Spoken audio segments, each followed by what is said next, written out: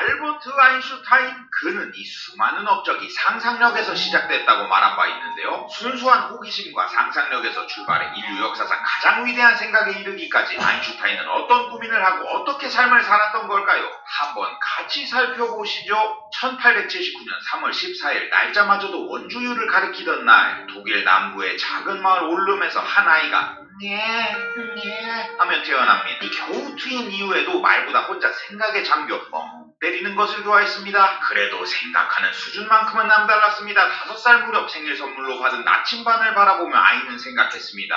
왜 나침반 바늘은 항상 같은 방향을 가리킬까? 보이지 않는 힘이 나침반 바늘을 붙잡는 게 분명하구나. 과학자의 싹이 막 멈춘 순간이었습니다. 하지만 6살에 들어간 가톨릭 학교와 9살에 들어간 미네네 김네지움은 규율이 엄격하고 군대식의 획일적인 교육이 이루어졌습니다. 상상력과 호기심으로 가득했던 아인슈타인은 주입식 수업을 극도로 싫어했습니다. 그래서 성적도 그다지 좋은 편만은 아니었습니다. 학교와 시험이 얼마나 싫었던지 정규 교육에서 호기심이 생긴다면 그것은 일종의 기적이다 라는 명언을 남깁니다. 다행인 건 아인슈타인 그 자신도 상상력을 잃지 않았다는 겁니다. 질풍노도의 사춘기 16세, 그는 자신의 인생을 비롯해 인류를 뒤바꿀 엄청난 상상을 합니다. 빛의 속도로 달리면 빛은 어떻게 보일까? 아무리 천재 아인슈타인이라 하더라도 곧바로 답을 내릴 수는 없었습니다. 그 답의 힌트는 취리 연방공과대학에서 맥스웰 전자기학을 배우면서 얻었습니다. 맥스웰은 맥스웰 방정식을 정리하여 빛의 정체를 낱낱이 밝혀내게 되는데요. 그리고 이 맥스웰 방정식에 의하면 빛의 속도는 초속 약 30만 km로 상수 C로 표기됩니다. 상수라는 것은 일정하다는 뜻입니다. 아무런 기준 없이 정지하든 겁나 빨리 달리던 그 운동 상태에 관계없이 어떤 기준계에서 보더라도 속도가 일정하다는 것이죠. 참 이게 직관적이지 않기도 하고 아인슈타인 입장에서도 곰곰이 생각할수록 신기한 일이었습니다. 아인슈타인은 이때부터 빛에 심취하게 됩니다. 그러니까 16살에 빛에 심취한 겁니다. 대학에 들어간 아인슈타인, 사랑에도 눈을 뜹니다. 4살 연상 수학형제였던 밀레바 마리이치를 만나 사랑에 빠지게 되고 부모님의 반대에도 불구하고 결혼에 골인하게 됩니다. 가장이 된 아인슈타인은 갓 결혼한 아내와 먹고 사는 문제, 현실의 벽에 부딪혔습니다. 대학 졸업 후 과외로 근근히 입에 풀칠을 하다가 절친한 대학 동기인 그로스만의 아버지의 추천을 받아 베른의 특허국 공무원 자리를 얻습니다. 경제적 안정을 찾기 시작한 아인슈타인은 다시 한켠에 고이 접어두었던 세상의 문제들을 고민할 여유를 되찾았습니다. 공무원이 된 아인슈타인은 친구들과 매일 밤마다 최신 물리학이나 철학, 예술 등 다양한 주제를 가지고 열띤 토론을 했습니다. 모임의 이름도 품격 있는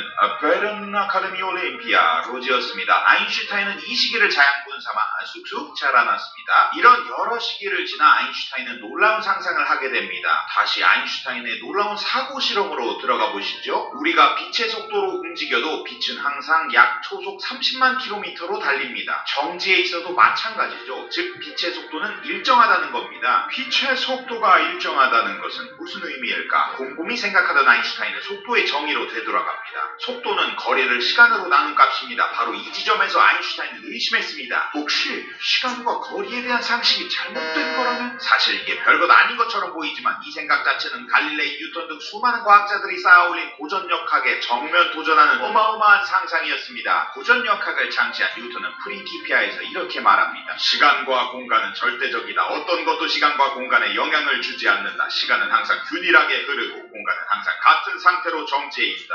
그런데 아인슈타인은 변하지 않는 것은 빛의 속도이고 관측자의 운동 상태에 따라 시간과 공간이 상대적으로 달라진다고 생각했습니다.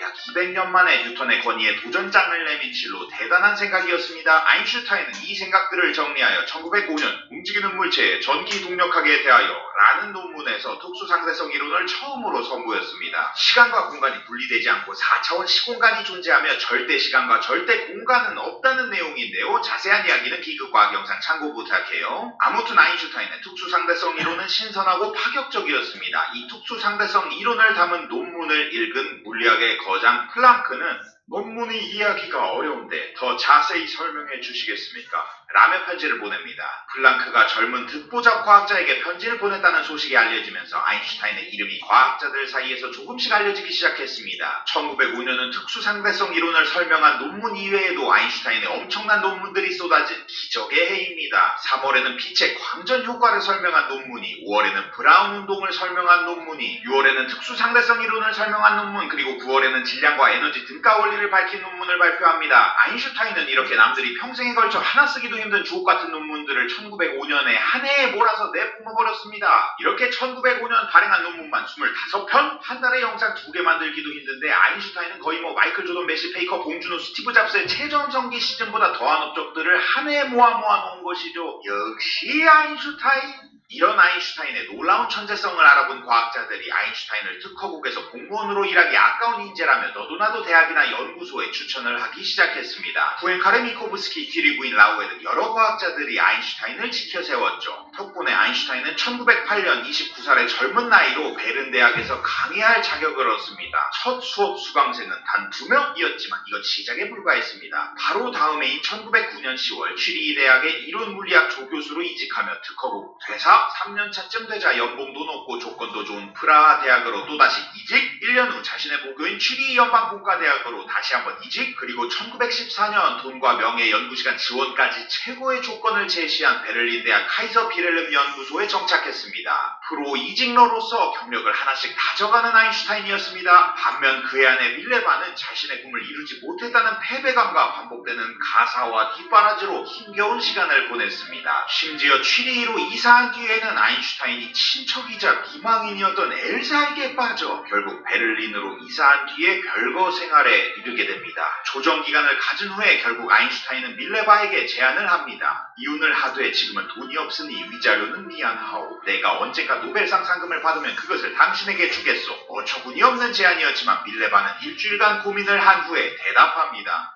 오케이, 콜. 과연 그들의 계약은 어떻게 될지 이따 나옵니다. 한편 그다지 행복하지 못한 가정사 속에서도 아인슈타인의 호기심만큼은 멈출 수가 없었습니다.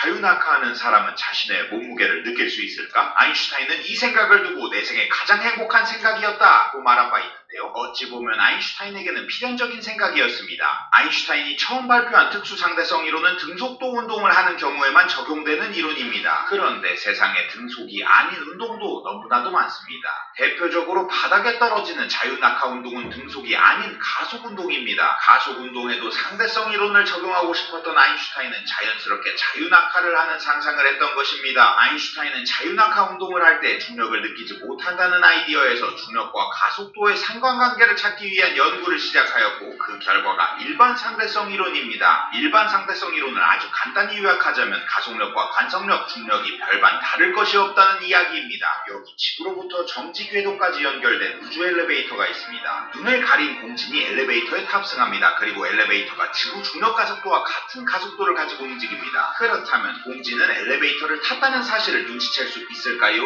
없을까요? 공진은 바닥에 딛고 서 있는 힘이 엘리베이터의 가속에 의한 관성력 때문인지 지구의 중력 때문인지 구분할 수 없습니다. 이것이 바로 일반 상대성 이론의 핵심인 등가 원리입니다. 특수 상대성 이론을 일반화시킨다면 속도가 변하면 시간과 길이도 변합니다. 속도가 변하는 걸 가속도 운동이라고 부르지요. 그런데 등가 원리에 따라 가속에 의한 관성력은 중력과 구분할 수 없습니다. 그런데 중력을 만들어내는 것이 질량입니다. 즉 질량은 시간과 길이를 변하게 만드는 것입니다. 이 말을 바꿔 말하면 질량은 시공간을 휘게 만든다는 것입니다. 느낌 오시나요? 그래서 전제 아인슈타인 형이 시공간의 휘어짐을 계산하려 했던 이때 뛰어넘기 힘든 장애물이 나타났습니다. 바로 비유클리드 기하학과 펜서 이론이었습니다. 오 마이 갓.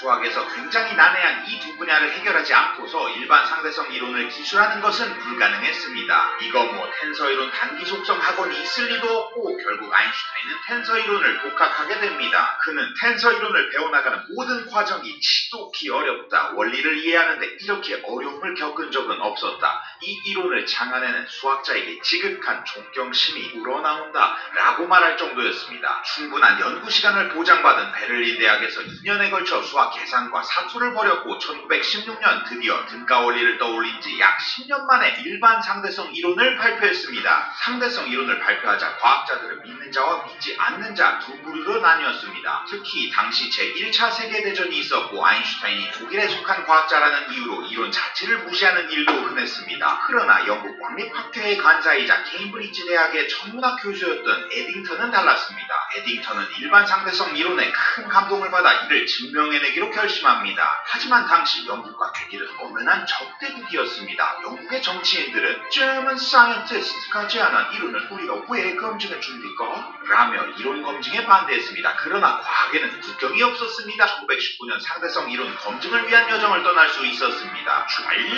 이들이 보려고 한 것은 일식이었습니다. 일식이 일어날 때 태양 주변을 지나가는 별빛이 휘어지는 각도를 측정해 이론과 맞춰본다면 이론을 검증할 수 있었습니다. 당시 비행기도 없는 열악한 상황 속에서 에딩턴은 일식을 관측하기 위해 서부 아프리카 연안의 섬인 프린시페로 향했고 여러 고비가 있었지만 결국 일식을 관측하고 빛의 휘어짐을 증명해냈습니다. 결국 런던의 왕립학교와 왕립천문학회의 합동회의에서 에딩턴은 아인슈타인의 상대성 이론이 맞다! 라고 발표했고 이를 받아 적은 세계 각국의 신문사 일면이 아인슈타인으로 장식되게 됩니다. 신문은 과학의 혁명, 뉴턴 이론을 뒤엎다, 시간과 공간의 파괴자 등으로 대서필했습니다. 이렇게 아인슈타인은 세계적인 스타가 된 것입니다. 아인슈타인은 세계 최고 권위를 자랑하는 영국 왕립학회 회원이 되는 것은 물론 1921년에는 노벨 물리학상도 수상합니다. 그런데 아인슈타인은 상대성 이론이 아닌 이론 물리학에 대한 기여, 특히 광전 효과에 대한 법칙을 발견한 것을 이유로 노벨상을 받았는데요. 광전 효과는 금속의 특정 진동수 이상의 빛을 쏘면 전자가 튀어나오는 현상을 말합니다. 아인슈타인은 빛이 입자와 같은 에너지 뭉침이고 빛의 진동수가 높을수록 빛이 더 큰 운동 에너지의 입자처럼 행동해서 금속판에 빛을 쏘면 전자를 하나씩 튕겨낸다고 설명했습니다. 이렇게 광전 효과로 상을 받았지만 그 당시 상대성 이론이 더 핫했기 때문에 아인슈타인은 노벨상 수상기념 강연회에서 광전 효과가 아닌 상대성 이론에 대해 강연했습니다. 그리고 여러분이 궁금해하셨던 노벨상 상금은 17년 전 이혼때의 약속으로 인해 첫 부인이었던 밀레바 마리치에게 전액 돌아갔습니다. 밀레바는 이 돈으로 집을 세 채 사는 투자를 했다는 사실. 역시 노벨상 상금도 결국 부동산. 한편 스타 과학자가 된 아인슈타인은 1920년대 당시 핫하게 떠오른 양자역학에서도 자신의 목소리를 높이며 강하게 의견을 내세웠습니다. 양자역학이 설명하는 세계는 확률의 세계입니다. 이런 양자역학이 마음에 들지 않았던 아인슈타인은 당대 최고의 천재들이 모두 참석했던 솔베이 회의에 참석해 신은 주사위 놀이를 하지 않는다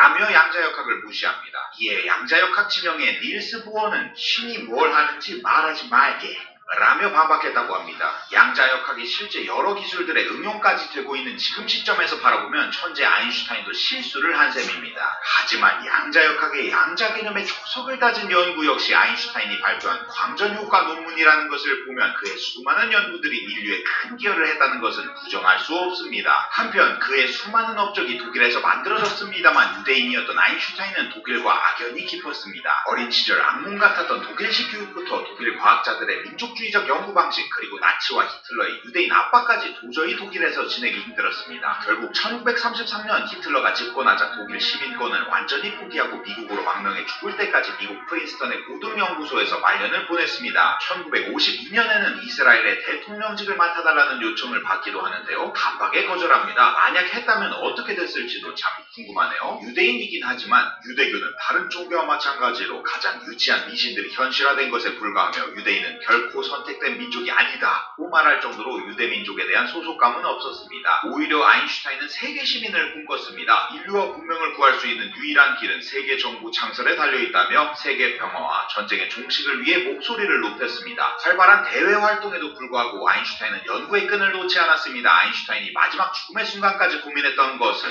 우주의 모든 작용을 지배하는 일반 법칙 홍일장 이론이었습니다. 중력과 전자기력을 하나로 포괄하는 이론을 만들고자 했던 것입니다. 그리고 1955년 애동맥 파열로 수술이 필요하자 아인슈타인은 자연스럽게 생을 마감하고 싶다며 수술을 거부하고 다음날 아침 눈을 감았습니다. 아인슈타인은 세상을 떠났지만 그가 남긴 생각은 우리 곁을 지키고 있습니다. 일반 상대성 이론이 세상에 나오고 100년이 지난 후 2016년에는 중력파 관측에 성공하게 되면서 일반 상대성 이론이 극적으로 증명되기도 했습니다. 아인슈타인은 질량이 시공간을 휘게 만든다는 사실로부터 질량의 급격한 변화가 시공간의 물결이 중력파를 만들어낸다고 예측했습니다. 이 중력파는 100년 만에 관측을 통해 증명되었고 중력파는 인류가 우주를 엿볼 수 있는 또 다른 창이자 눈이 되었습니다. 아마 이 중력파에 대한 아이디어는 아인슈타인이 100년 전에 인류를 위해 준비한 마지막 선물일지도 모르겠습니다. 이렇게 인류에게 수많은 선물을 주었던 아인슈타인의 순수한 호기심과 상상에서 시작된 질문은 세상을 완전히 바꾸어 놓았습니다. 어린 아이 같은 호기심 그리고 문제를 해결하고자 하는 뜨거운 열망이 바로 우리가 아인슈타인을 좋아하는 이유가 아닐까요? 지식보다 더 중요한 것은 상상력이다 라는 아인슈타인의 명언을 가슴속에 새기며 과학자 열전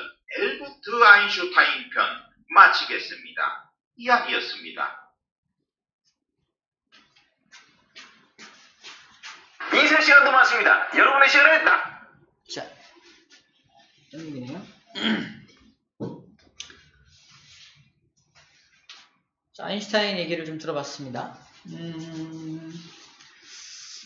좀 인상적이었던 장면은 그 빙판에서 스핀 운동하다가 빠지는 거, 말년 그런 게 좀 인상적이었어요. 그리고 되게 어려운 얘기들도 많이 나오죠. 이제 쌤이 자세하게 좀 풀어줄 건데 중요한 건 딱 이 영상에서 우리가 하나만 다 중요하지만 다 중요하다고 해도 다 이런 배경이 있겠지만 뉴턴이 제시했던 시간과 공간은 절대적이다라는 걸 정면 도전 깼다는 거예요. 이 아인슈타인이 이 이론을 발표하고 나서 그 다음부터 나온 게 생각이 그럼 시간과 공간이 절대적이지 않다면 시간을 거슬러 가거나 거꾸로 거슬러 가거나 더 앞으로 갈 수도 있겠네. 그때부터 타임머신에 대한 상상력이 시작됐다고 보면 돼요. 그리고 공간이 절대적이지가 않아? 공간이 수축될 수도 있고 공간이 늘어날 수도 있겠네? 그때부터 뭐? 순간이동에 대한 상상이 시작됐다고 보면 됩니다. 그래서 우리 요즘은 너무 당연하게 타임머신 또는 재벌집 막내 아들도 과거로 막 가잖아, 그지? 나만 봤나? 아무튼 그런데 과거와 현재를 왔다 갔다 하는 그런 어떤 것들이 요즘엔 굉장히 많이 나오는데 그 모든 이론들이 다 아인슈타인 이후에 이제 나온 어떤 그런 상상력에서 나온 거라는 거고 순간이동이라던가 워프 점프 뛰는 거 있잖아. 이런 것도 다 마찬가지로 아인슈타인의 이론 때문에 상상하게 된 것들이다 라는 겁니다. 물론 아직 증명되거나 완벽하게 실현된 건 사실 없죠. 하지만 이론상 잘 들어, 이론상 완벽합니다. 이론상. 근데 그 이론을 증명할 기술이 없는 거, 우리가. 이론을 증명할 기술이 없는 거야.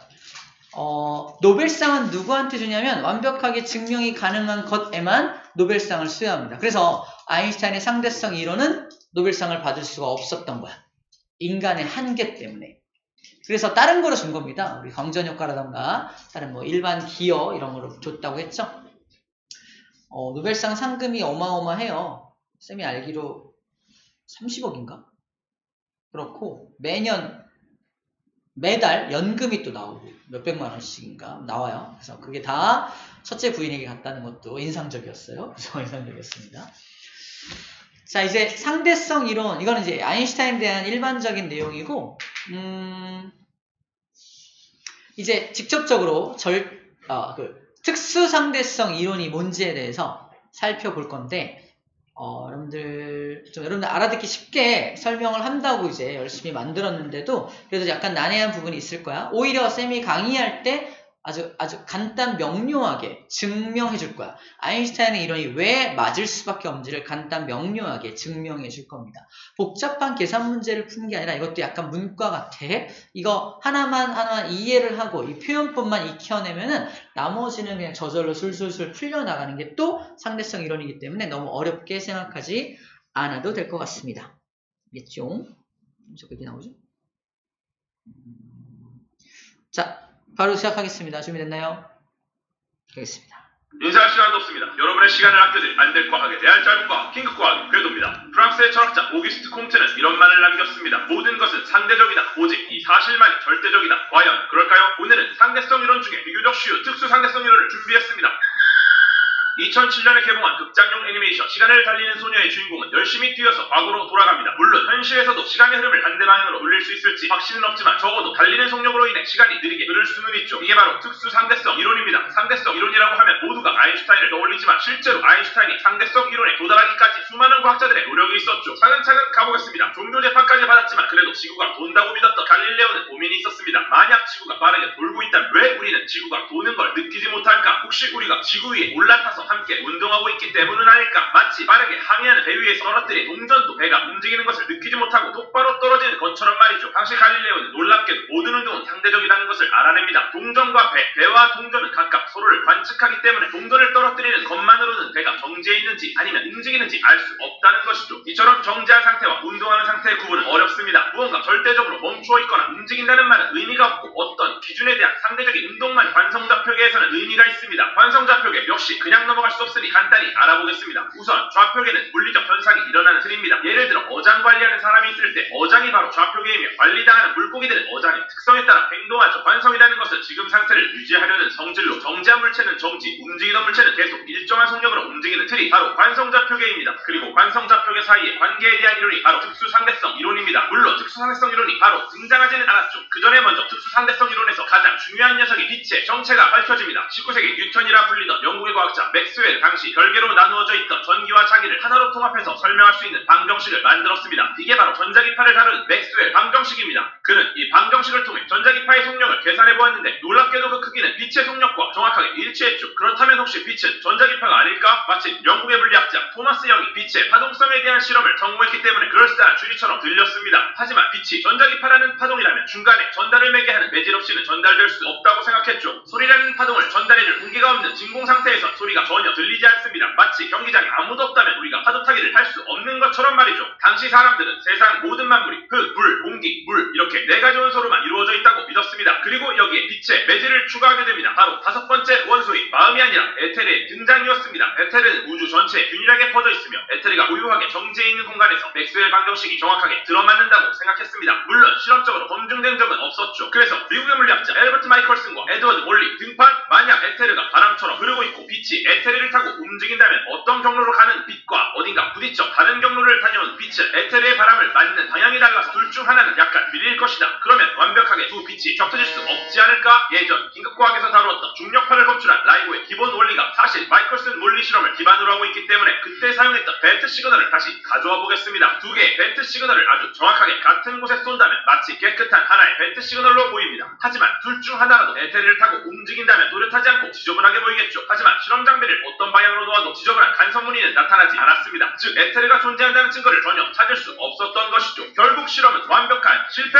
특수상대성 이론은 에테르를 찾기 위한 실험이 없었다면 나오지 못했을지도 모릅니다. 결국 마이컬슨 몰리 실험은 역사상 가장 위대하게 실패한 실험이 되었습니다. 실패했기 때문에 더 중요한 일을 해냈던 것이죠. 에테르는 없었습니다. 하지만 다시 문제가 생겼죠. 맥스웰 방정식이었습니다. 맥스웰 방정식을 통해 계산한 빛은 갈릴레오의 상대적인 운동을 따르지 않았죠. 갈릴레오는 분명히 운동에는 기준이 있다고 했으며 절대적인 속력은 없다고 단정지었습니다. 하지만 에테르뿐만 아니라 심지어 기준도 아무것도 없는 상태에서 계산한 빛의 속력은 항상 일정한 상수였죠. 아주 오랫동안 진리라고 믿어오던 자연법칙에 위배되는 것이었습니다. 끝까지 에테르를 포기하지 못했던 일부 과학자들은 맥스웰 방정식을 상황에 따라 적당히 바꾸거나 에테르 고유의 기괴한 특성을 만들어내면서 정신승리를 하기 시작했습니다. 그때 돌파구를 찾아낸 것이 바로 아인슈타인. 모든 관성계에선 동일한 물리법칙이 적용되어야 한다고 믿었던 그는 전자기파의 특성을 설명하는 맥스웰 방정식이 상황에 따라 바뀌는 건 도저히 아니라고 생각했습니다. 맥스웰 방정식은 언제 어디서나 동일하다. 그렇다면 방정식으로 계산한 빛의 속력 역시 그렇지 않을까? 드디어 1905년 움직이는 물체의 전기에 동력학에 대하여 라는 제목으로 특수상대성 이론에 대한 논문을 발표합니다. 당시 아인슈타인의 나이는 26세. 재미있는 건 특수상대성 이론은 이름만 들어서는 매우 상대적인 이론 같지만 어떻게 보면 하나의 절대적인 가정을 완벽하게 지켜내기 위해 그것을 제외한 모든 것을 지극히 상대적으로 바꿔버리는 이론이라는 것입니다. 그 절대적인 가정은 바로 빛의 속도. 누가 어디서 관측하든지 상관없이 빛은 늘 일정한 속력을 갖는다. 이를 위해 시간과 공간마저 마음대로 바꿔버리는 것이 바로 상대성 이론입니다. 고전력학에서 시간과 공간은 절대적인 것이었습니다. 뉴턴의 운동 법칙은 절대적인 시간 속에서 공간을 시간을 누볐죠. 그렇기 때문에 이걸 건드리는 것은 과학자들에게 일종의 금기였습니다. 네덜란드의 물리학자 로렌츠 역시 마찬가지였죠. 마이컬슨과 몰리가 결국 에테르를 찾는 데 실패하자 그는 물체가 에테르 속에서 운동할 때 길이가 줄어든다고 주장했습니다. 그리고 이 과정을 통해 로렌츠 변환이라는 새로운 좌표 변환 방법을 만들었습니다. 맥스웰 방정식이 변하지 않고 잘 맞는 방법이었죠. 하지만 에테르에 너무 집착한 나머지 특수 상대성 이론까지 나아가지는 못했습니다. 밀레니엄 난자로 유명한 포엔카레는 로렌츠 변환을 확장해서 해석했죠. 고전력학이 근본적으로 바뀌어야 한다고 생각했습니다. 하지만 역시 에테르를 믿었고 시간과 공간이 얽혀있다는 의미를 찾아내지 못했죠. 아인슈타인은 훨씬 과감했습니다. 변화 외에 불변하는 것은 없다던 그리스의 철학자 헤라클레이토스의 말처럼 시간과 공간은 사실 인간이 이해할 수 있게 만들어진 편리한 개념이며 절대적인 우주의 본질은 아니라고 생각했죠. 오히려 빛의 속도야말로 우주에 존재한 보편적인 질서다. 그리고 우리는 신이 만든 이 불변의 언어를 이해하기 위해 시간과 공간이라는 번역을 거쳐야 하는 것이다. 아인슈타인은 빛의 속도를 최초로 번역한 역자이며 그 과정에서 복잡하게 얽힌 시간과 공간을 하나로 합쳐 4차원의 시공간으로 만들었습니다. 1908년 독일의 수학자 헤르만 밍코프스키는 과학자 모임에서 이런 연설을 남겼습니다. 앞으로 시간과 공간은 마치 그림자처럼 사라질 것이며 오직 둘이 합쳐진 시공간만이 독립적인 실체로 남을 것이다. 바로 밍코프스키 시공간의 탄생이었죠. 특수상대성 이론을 쉽게 표현할 수 있는 기하학적인 방법이었습니다. 이제 우리 모두는 시간과 공간은 분리되어 있지 않다는 것을 알고 있습니다. 또한 아인슈타인의 유명한 식인 질량과 에너지의 관계도 여기서 나옵니다. 고전력학에서는 정제한 물체가 에너지가 있다는 건 말도 안 되는 이야기였지만 특수상대성 이론에 따르면 정제 있어도 밍코프스키 시공간에서는 질량이 있으면 에너지를 갖습니다. 다시 시간을 달리는 소녀로 돌아가 보겠습니다.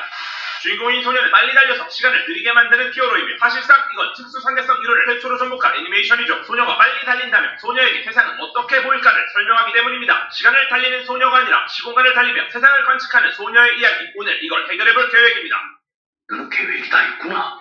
특수 상대성 이론의 핵심은 시공간이 관측자에 따라 상대적이라는 것입니다. 달리는 소녀와 멈추어 있는 소년이 빛을 이용해서 각자 시간을 재고 있다고 가정해봅시다. 편의상 여기서는 빛의 속도를 초속 1m라고 하죠. 소년은 한쪽 손에서 다른 쪽 손으로 빛을 쏘아봅니다. 빛을 정확하게 1m의 거리를 지나 반대쪽 손에 도착했고 그때까지 걸린 시간은 1초. 여기까지는 문제가 없죠. 이번에 멈추어 있는 소년이 소녀가 쏘는 빛을 보는데 소녀가 빠르게 달리고 있기 때문에 빛은 1m가 아니라 더 긴 거리를 이동하게 됩니다. 빛이 이동한 거리를 시간으로 나누면 속력이 나오는데 빛의 속력은 늘 일정하기 때문에 소년이 잰 시간은 1초보다 길어지게 되죠. 시간, 간격이 팽창한 것입니다. 소년이 10숟가락을 먹을 동안 소년은 한 숟가락밖에 드지 못하니 정제한 소년이 볼 때 달리는 소녀의 시간은 느려져 슬로 모션처럼 보이죠. 거짓말 같지만 실제 실험으로 증명이 되었습니다. 1971년 물리학자 조지 파펠과 리처드 키팅은 매우 정밀한 시계 3개를 준비해서 하나는 공항에 나머지 2개는 비행기에 싣고 서로 반대 방향으로 지구를 돌았죠. 그 결과 각 시계의 시간은 달랐습니다. 특수 상대성 이론 때문에 일어나는 시간 지연에 대한 가장 유명한 이야기는 쌍둥이 역설이 있습니다. 간단히 설명드리겠습니다. 거의 동시에 태어난 쌍둥이가 있습니다. 언니는 매우 빠른 우주선을 타고 지구를 떠나고 동생은 지구에서 언니를 바라봅니다. 20년 후 언니가 지구로 돌아왔을 때 누가 더 나이가 많을까요? 특수 상대성 이론에 의하면 정제한 동생이 볼 때 언니의 시간은 느리게 갑니다. 하지만 운동은 상대적이라 우주선을 타고 있는 언니 입장에서는 동생이 매우 빠르게 멀어지고 있죠. 그렇다면 언니에게는 동생의 시간이, 동생에게 언니의 시간이 느리게 갈 것입니다. 언니 입장에서 동생이 더 어려질 것이며 동생 입장에서 그 반대가 되는 거죠. 이건 이상합니다. 결론은 실제로 우주여행을 마치고 돌아온 언니가 더 어려졌습니다. 그 이유는 특수 상대성 이론은 관성좌표계 사이의 관계에 대한 이론이며 언니는 관성좌표계가 아니었기 때문이죠. 동생은 속도가 빨라지거나 느려지지 않습니다. 하지만 언니는 지구로 돌아오기 위해 방향을 돌리는 과정에서 감속이나 가속을 해야 하기 때문에 관성좌표계라고 볼 수 없죠. 지구를 떠날 때와 돌아올 때 좌표계가 달라지기 때문에 결국 언니가 아닌 동생을 기준으로 시간 지연을 확인하는 게 맞습니다. 어려진 언니와 함께 쌍둥이 역설은 해결! 시간 간격이 팽창하는 만큼 공간은 수축합니다. 소년이 달리는 소녀를 보면 느리게 움직이지만 결과적으로 소년은 실제 자신의 달리기 실력과 동일하게 결승점에 도착해야 맞겠죠. 만약 100m를 10초 만에 뛰는 소녀라면 소년이 보기에는 소녀가 느린 것 같아도 10초 후에는 반드시 결승점에 도착해야 합니다. 즉 출발선부터 결승점까지의 거리가 수축된 것이죠. 정제한 소년이 봤을 때 소녀가 달리는 운동 방향으로 길이는 줄어들고 소녀의 시간은 느리게 갈 것입니다. 좌표계가 바뀌더라도 언제나 빛의 속도는 일정해야 하니까요. 길이 수축에 대해서도 유명한 이야기가 있습니다. 바로 막대와 헛간 역설입니다. 바로 설명으로 들어갑니다. 헛간의 길이는 5m, 소년과 소녀는 10m 막대를 이 헛간 안에 놓고 싶어합니다. 소녀가 막대를 들고 뛰고 소년이 그 모습을 관찰한다면 특수 상대성 이론에 의해 길이 수축이 일어나겠죠. 막대의 길이가 반으로 줄어들 만큼 빠르게 뛴다면 소년의 관점에서 순간적으로 소녀가 들고 있는 막대가 헛간 안에 들어갈 것입니다. 이때 소년이 닫힌 버튼을 눌러 헛간문을 동시에 닫는다면 막대 넣기 성공! 하지만 소녀의 관점에서 막대의 길이는 그대로 오히려 헛간의 길이가 반으로 줄어들겠죠. 과연 막대를 헛간에 넣을 수 있을까요? 특수 특수상대성 이론에서 동시라는 개념조차 상대적입니다. 소년에게 동시에 일어난 일도 소녀에게는 그렇지 않을 수 있다는 거죠. 소년은 멈추지 않고 일정한 속도로 달려야 하니 소년은 문을 닫았다가 바로 다시 열어야 합니다. 그리고 문을 동시에 닫는 순간 분명히 소녀와 막대는 헛간 안에 존재하죠.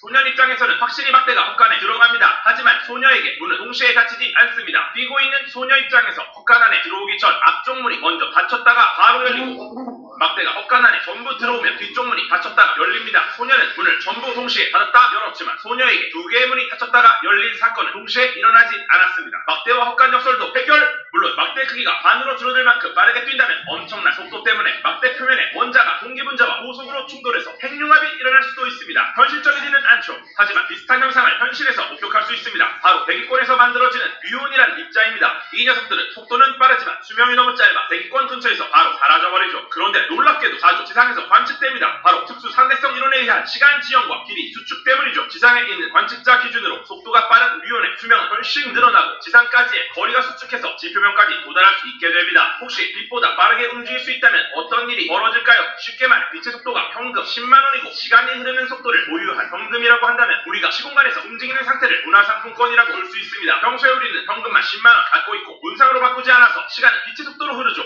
우리가 점점 빠르게 움직인다면 현금이 문상으로 바뀌어 시간은 남아있는 현금만큼 느리게 흐릅니다. 만약 우리가 빛의 속도로 움직인다면 모든 현금은 문상으로 바뀌고 남은 현금이 없어서 시간은 정지하게 되겠죠. 그리고 만약 빛보다 빠르게 움직일 수 있다면 외상으로 구입한 문상까지 합해 10만원보다 많아집니다. 보유한 현금은 마이너스가 되니 시간도 반대 방향으로 흘러 과거로 갈 수 있게 되지 않을까요? 물론 현재까지 빛보다 빠른 것은 존재한다고 보기 어렵습니다. 빛의 속도는 우주가 정한 자연법칙의 최고 속도라고 볼 수 있죠. 여기서 빛의 속도가 무한하게 빠르다고 가정한다면 고전의 속도 문제가 없습니다. 실제로 빛의 속도는 굉장히 빠르기 때문에 일상생활에서 벌어지는 일들은 고전력학으로도 충분히 설명이 가능했던 것이죠. 1950년 노벨문학상을 수상한 영국의 수학자이자 철학자인 버트런드 러셀은 이런 말을 남겼습니다. 거짓과 더불어 제정신으로 사느니 진실과 더불어 미치는 쪽을 택하고 싶다. 미칠 만큼 어려운 상대성 이론과 함께 일상을 넘어 진실에 당하는 것도 가끔 괜찮을 것 같습니다. 지금까지 특수 상대성 이론에 따라 시간을 달리는 소녀는 세상이 어떻게 보일까에 대한 대답이었습니다. 하지만 이 경우 소녀의 달리는 속도는 변하지 않는 일정한 속도를 가정하죠. 그렇다면 변하는 속도로 시간을 달리는 소녀는 세상을 어떻게 볼까요? 가속도가 0인 특수한 경우가 아니라 가속도가 존재하는 일반적인 상황, 일반 상대성 이론에서 뵙겠습니다. 지금까지 가장 핫한 핑크과학의 궤도였습니다. 요번에도 보시고 도움이 되셨다면 아래 댓글 꼭 남겨주시고요. 그리고 구독 잊지 마시고 꾹 눌러주시기 바랍니다. 운동주의.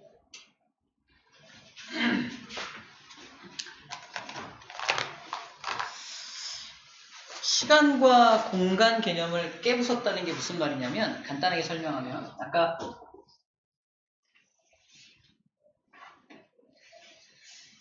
이게 손이야 손입니다. 빛을 쏩니다. 손과 손 사이의 거리는 1m예요. 1m. 자, 그럼 정지한 사람이 자, 쏜 거야. 자, 가정하고 있는 게 뭐냐면 시간과 공간이 절대적이지 않고 뭐를 절대적이라고 본 거냐면은 빛의 속도가 절대적이라고 본 거야. 이게 어디서 나온 개념이냐면 아까 말한 맥스웰 방정식인데 맥스웰 방정식이 그 어떤 상황에서 계산을 해보더라도 다 항상 일정한 속도가 나와요. 빛의 속도가. 빛의 속도가 항상 일정하다라는 걸 딱 깔고 시작을 하는 거야. 그러면 1m 거리이고요. 빛의 속도가 예를 들어서 일정해서 1m/s라고 가정해보자는 거야. 그러면 여기서 이를 쐈을 때 몇 초 걸려요? 땅 쏘니까 1초라는 시간이 걸리게 되겠죠? 1초라는 시간이 걸립니다. 자, 근데 이 녀석이 뛰면서, 와, 엄청나게 빠른 속도로 뛰면서 이걸 하면은 어떻게 되냐? 봐봐. 왼손에서 빛을 땅 쏜 순간 뛸 거 아니야? 뛰면은 얘가 빛이 가는 동안에 오른손까지 도착하는 동안에 내가 이만큼 이동해 있죠? 그래서 이런 모습으로 바뀐다는 거야. 왼손에서 빵 쏜 빛이 오른손에 도착할 때까지 빛은 요 경로를 따라 이동한다는 것이 이해됩니까? 1m보다 훨씬 더 많은 거리를 가야 돼요. 맞잖아. 피타고라스 정리로 그죠? 훨씬 더 많이 가야 되죠. 하지만 빛의 속력은 어떻다? 일정하다. 속력이 항상 일정하기 때문에 1m/s로 가기 때문에 자, 이만큼의 길이를 가려면은 시간도 더 오래 걸리게 될 거라는 거죠. 그죠? 시간이 오래 걸릴 것이다. 그래서 이렇게 같은 속력을 갖고 있는 빛의 속도로 쏘게 되면은, 자, 이거를 자기가 혼자 보게 되면은 빛이 왼손에서 오른손으로 가는 사건은 똑같은데, 정지해 있을 때와 운동할 때 이것이 다르게 계산이 된다는 겁니다. 자, 정리하면, 속력을 구하는 공식이 시간분의 거리잖아. 뉴턴은 얘하고 얘가 절대적이니까 속력도 변하지 않는다고 한 거야. 하지만 여기서는 빛의 속력이 일정하기 때문에 거리가 늘어나면 시간도 늘어나야 한다는 겁니다. 이해돼요? 빛의 속력이 일정하기 때문에 이걸 절대적이라고 가정했다는 뜻이야. 빛의 속력이 일정하기 때문에 이만큼 거리가 늘어나려면은 시간도 늘어나야 되네. 하나의 사건인데 누가 관찰했냐? 정지한 애가 관찰했냐? 뛰는 놈이 관찰했냐에 따라서, 아니면 정지한 놈이 뛰는 놈을 관찰해주냐에 따라서 시간이 늘어나고 공간도 늘어날 수 있다는 겁니다. 어려워요. 그죠?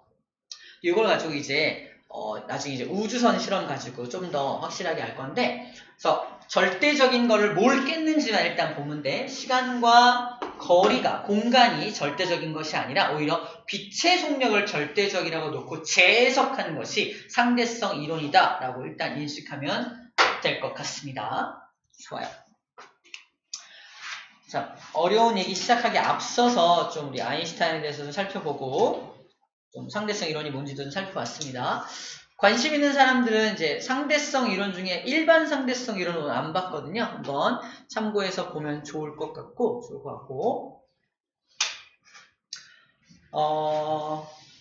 이제 1학년 같은 경우는 다음 시간이 역학 마지막 시간인데, 우리 특수 상대성 이론이 뭔지까지 정리를 하면 역학 파트는 정리가 끝나게 돼요. 그래서 우리가 1단원이 전체 역학이고 2단원이 전자기파인데 역학 파트에 대한 부분을 한번 쫙 듣고 간다라고 생각하면 될 것 같습니다.